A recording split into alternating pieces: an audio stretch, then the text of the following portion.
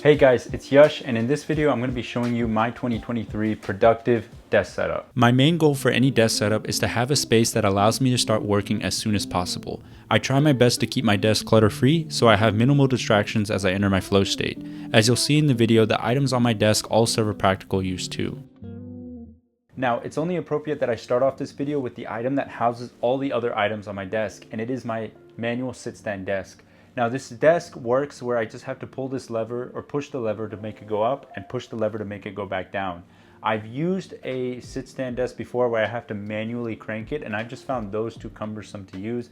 I've also had my fair share of using the motorized version, which I think those are really awesome, and if you can get your hand on those, I would definitely go for it. But this manual sit-stand one has done the job for me. It's sturdy, it's nice. I don't know the exact name for it, but I'll be sure to try to find it and link in the description below.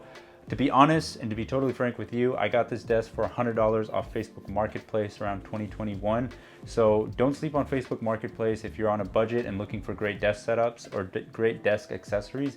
You can find some great steals on there if you just look long enough. Moving on to my chair, I got this chair at Office Depot for around $100. There's nothing too special about it. I wish it was a little bit softer where I sit and it had a headrest, but I would eventually love to upgrade to the Herman Miller chairs, but I think those are a little bit too expensive for me right now. But I think one thing to keep in mind, no matter the brand of chair you have, I think it's really important that you just get up, walk, and stretch frequently throughout your workday. I think that is more important, and also being cognizant of your posture while you work. If you keep track of those two things, the quality of your chair won't really matter that much. Moving on to my monitor, I'm currently using an LG 4K monitor with USB-C connectivity. This was one of the first purchases I made when I started my job in 2020, and I do not regret buying this monitor. It was around $500, close to $600 when I bought it, and I think you can do no wrong with this monitor. The colors are great. I use this all the time for photo and video editing. I've also gamed on this monitor when I was back in New York City, and the gaming was smooth, everything looked tack sharp, and I will highly recommend this monitor. It also, as I mentioned before, uses USB-C connectivity, so that means I only need one cable to charge my MacBook and also power the display for it. So it keeps all the wiring really neat and tidy, and for around $550 or $500, you can do no wrong with this monitor, so I would highly recommend it. Now, moving on to the machine that powers this entire setup is a 2019 16-inch MacBook Pro. Yes, I've talked about this machine so many times throughout this channel, but there's a good reason why. It is a powerhouse of a machine. It handles everything I throw at it, from photo editing to video editing.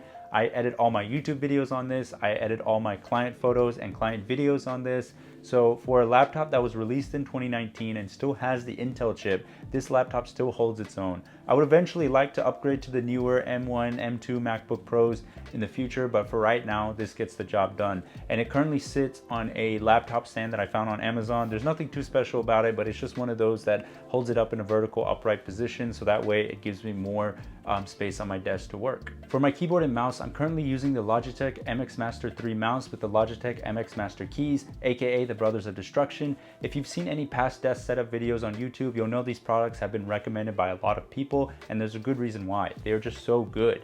For the MX Master keys, I really like that all the keys have a slight indentation on them, so it makes typing a breeze. And for the mouse, you can program the buttons on the side for specific programs. And one of my favorite features about the mouse is the side scrolling wheel, and I specifically love it a lot for video editing because I can easily scroll across the timeline to find the exact location that I need.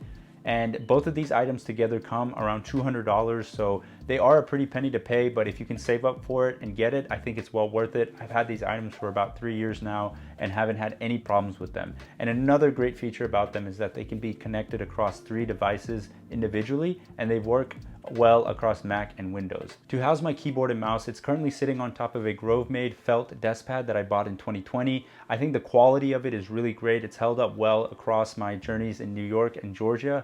But I do think that if you were to find an equivalent on Amazon, I don't think you would see that much of a difference. So I think the Grove-made desk pad is a great purchase to make if you have a little bit of extra income, but if not, I think you can get by with something a little bit cheaper that you can find on Amazon. I also have my iPad sitting on my desk. It's a 2019 iPad Pro, I think the 2nd generation with Apple Pencil and Magic Keyboard. This main function of this iPad is usually just sits there, but I mainly use it when I take notes or take book notes. I can use the Apple Pencil and go on Notability to take all my notes. Now moving moving on to the speakers, I'm not an audiophile by any means, so I tend to pick speakers or headphones that just sound great. And for me, these Bose companion speakers get the job done. I think they come in at around $100 to $150, but the noise is great, it's punchy, and it's loud. And I mainly use these for entertainment purposes, so when I'm gaming or when I'm watching videos or on YouTube or movies. But when I'm editing or video editing, I tend to pull out my Bose QC35-2 wireless headphones, and I use those for editing because they give me a more precise hearing and a precise cut whenever I'm editing. I also have on my desk this 3-in-1 wireless charging stand. I don't know the exact brand name for it, but I'll be sure to link it in the description whenever I do find it. To be totally honest with you, I got this one for my brother when he upgraded to the MagSafe charging system. So this one is great to have because I can easily charge my Apple Watch, phone, and AirPods all at the same time. And they don't have fast wireless charging available, but it's something great to have when you're just working at your desk and you need something to be charged passively. Now, moving on to one of my favorite items on my desk, it is my journal and pens. Now, I don't journal all the time, but when I do, it is great to have this item with me. I'm a big believer that writing stuff down is a great way to remember it, and I love the feeling of writing pen to paper or putting pen to paper. So having these pens here is a great way to make a quick to-do list, jot down anything on my mind, or simply to journal. I also have next to my desk is a whiteboard, and on that whiteboard, I usually have a quote and a couple of items or goals that I want to achieve. And right now, the quote is "Slow and steady wins the race."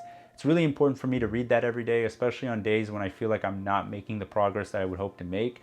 I think it's really important to read that because it just reminds me and grounds me that sometimes life doesn't give you everything that you want, and you just have to remain calm and maintain the steady work ethic to get where you want to go. I'll leave with this message. When you start watching these videos, it's very easy to get caught up with all the things that you don't have, but don't let those items stop you from creating your best work. I know a lot of people who get a good amount of work done with just a laptop and pen and paper. So find a system that works for you, and as the saying goes, if it ain't broke, don't fix it. With love and respect, Yush.